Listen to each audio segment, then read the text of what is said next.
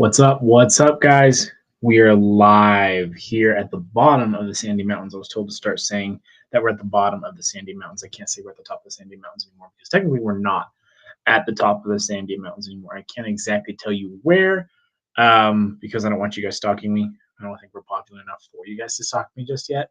But yeah, I'm not going to tell you exactly where we are, but we are not at the top of the Sandy Mountains. Last night we did have a game. Now, was it a game? It was a pretty good game until the ending. Now, the first quarter, a little shaky. Obviously, if you guys are familiar with it in any way, or if you guys did watch the game, it was kind of shaky for the Cowboys. There was one crucial play that really, really was a turning point, and it was something that we didn't realize was a big deal until later on in the game. Now, what am I talking about? I'm talking about that 2-point conversion that the Cowboys had. Now, was it technically a 2-point conversion? Technically, it was. So this was a block field goal attempt, right, that they had. So obviously, Packers lining up for a field goal. Brian McManus with a low kick ends up getting blocked. Uh, Cowboys end up running it back, running into the end zone for a 2-point conversion. So there's 2 points on the board. The score at the time was 13-2. Okay, it didn't seem very much. It kind of gave the Cowboys a little pep in the step that they needed. Now, was this something that was really pivotal? Not at the time, it didn't seem, but it ended up being. Now, of course, later on in the game, we did see kind of, shades of, whose defense is better, whose offense is better. And I'll tell you what, no defense was technically better. I don't think that anyone's defense technically showed up for that game. Prove me wrong and fight me on that, but no one's defense was good. No one's defense was, what I would consider to be a standout show, had a great showing to that game. Now, the big talking point for this game was Micah Parsons, obviously. How he was going to show up, how he was going to look for the game. And I'll tell you what, it was very underwhelming, in my opinion. The biggest highlight that I saw from Micah Parsons was when they had Jake Ferguson lining up on him one-on-one, but you have a tight end lining up on Micah Parsons, arguably one of the best pass rushers in the league. Well, I mean, kind of last night he showed that maybe he wasn't really. Maybe this wasn't exactly the trade that everyone thought that the Packers were getting out of. They thought that it was going to be such a blockbuster trade that everyone was going to get something big out of it, but it doesn't look like that was exactly the case. Kind of reflecting back as to what Jerry Jones said, he did say that he's right about everything. Well, I hate to tell you this, Steve, but it's been about 30 years since y'all even gone to a Super Bowl. He reflected back on the Herschel Walker trade, and if you guys remember, I was really critical about how they handled the Herschel Walker trade. Now, when they did trade away Herschel Walker to the Vikings, they did get a lot more in return. They ended up getting five. I don't know if it was 5 picks. I think it was 3 picks and 2 players, something to that degree. But they got a lot more in return. Whereas, the Cowboys in this one got maybe I think they got 2 top round picks or 2 first round picks and I think maybe a defensive tackle. I'm not quite sure, but it wasn't enough to hoot and holler about. That was the big thing, and this was something that I definitely noticed. This was something that a lot of people noticed, especially reflecting back on Herschel Walker and how his trade was so impactful to the Cowboys at the time. Now, looking back as to how the Herschel Walker trade is even reflecting to Micah Parsons, the reason why they're doing that is Herschel Walker was arguably one of the greatest pass rushers as well of all time. We saw that in Micah Parsons. Micah Parsons did not want to leave Dallas, and you can't tell me otherwise. He did not want to leave Dallas. Jerry Jones and the Cowboys, I mean, as far as Jerry Jones is concerned, I'm not sure, but the Cowboys organization, it does not seem like they wanted Micah Parsons to leave. Unfortunately, he did end up leaving. Him going elsewhere, was that beneficial? In the long run, it seems like it might be, but I'm not sure. I mean, if you guys remember earlier, if you've seen any of my other videos, I have said that I do think that the Packers are going to be definite Super Bowl contenders, if not, making the Super Bowl this year. I did actually in my last live video, I think, said that I think the Packers might even go to the Super Bowl this year. After last night's performance and after the performance against the Browns, I mean, I don't know. It's a little shady. I mean, if I'm a Packers fan, I'd be a little nervous. I'd be thinking, hey, Maybe we're looking at the Eagles going representing the NFC again.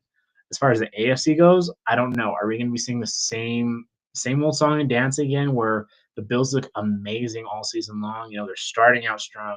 They have great seasons. They have great players and everything like that. And then come the postseason, they absolutely choke against a team like the Chiefs or the Ravens or something like that. I mean, it seems like we're going back to that same old song and dance. As far as the Chiefs are concerned, I think that the Chiefs are kind of, yeah, not necessarily reaching the end of their dynasty, but you know, we saw that quote unquote magic is back. I don't believe that the Chiefs' magic is back. You can't tell me otherwise. When you fall as hard as they did the two prior games, then it's hard to get back on that bandwagon. Um, you know, Patrick Mahomes, don't get me wrong, he's a great quarterback.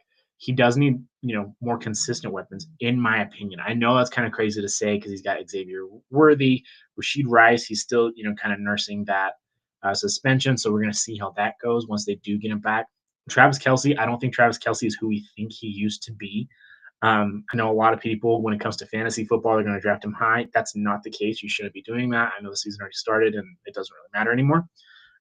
But back to the matter at hand. That's the Packers and Cowboys. I just don't think that last night really showcased what the Packers have at their disposal. Romeo Dobbs catching 3 touchdowns, had a career high as far as receiving goes. And just being found. He was being found by Jordan Love. Jordan Love was connecting with him beautifully. And it was something that I can definitely see clicking in the future. This is something that, Jordan Love can really, you know, kind of exploit in a sense. Now, one thing that, I've obviously seen a lot of people talking about is how stupid Romeo Dobbs looks. And I'll tell you what, that cap does look pretty stupid. You can't tell me otherwise. I mean, I know other people are going to be like, oh, it's for added protection. It's for added this. It's for added that. No, it's not. You look stupid, dude. Take the dumb cap off. Plain and simple. But end of the day, it came down. I mean, when you really look at it from the outside looking in, it came down to that 2 point conversion in a sense. It came down to that blocked kick. Had the Cowboys not blocked that kick and ran it back, then we could be looking at the Packers winning. Had they, there's little things. Had they not lined up Jake Ferguson one on one with Micah Parsons, arguably the greatest pass rusher of all time, if not in Cowboys history, had they not lined him up one on one with Jake Ferguson, then arguably, Dak Prescott might have been able to run that one in for a touchdown. And then in the ensuing drive, they would have been able to hold, the Packers for who knows, maybe they were to hold them. They had him at 4th and 6 at one point in the drive, could have held them, but they were playing zone defense. I don't think zone defense is really working for the Cowboys. If you know, then you know. One thing I really realized, and if you guys know, how this overtime is working and stuff like that, it's about clock management. You only have 10 minutes in this new overtime system. Okay. Brian Schottenheimer called a timeout while they were right at the end zone. Okay. They were about to run a play. They had like 5 minutes left. Play clock was at like maybe 20 seconds or so, and he calls a timeout. Okay. It's probably second down at this time. It's second down, and you're going to call a timeout. That stops the clock. So the clock stops, which gives more time to the team where you're going to eventually have to have them have another possession, which, I mean, is that okay? Is that, we'll see. I mean, am I a big fan of the new, rules as far as, as far as the overtime rules? Not necessarily. I'm not a big new overtime rule kind of guy. I'm still a classic, a sudden death kind of guy. And I know people are, that's not fair. It's not fair. Well, why don't you just win it in fucking regulation like normal people do?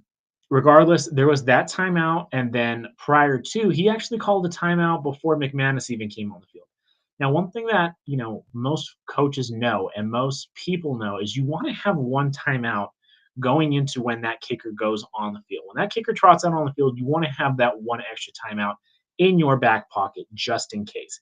If for some reason that kicker goes out there and, he knows, hey, they got that extra timeout, they could definitely freeze me. They could definitely screw me up. This could be a long-term effect that we could see the kickers really messing up on, right?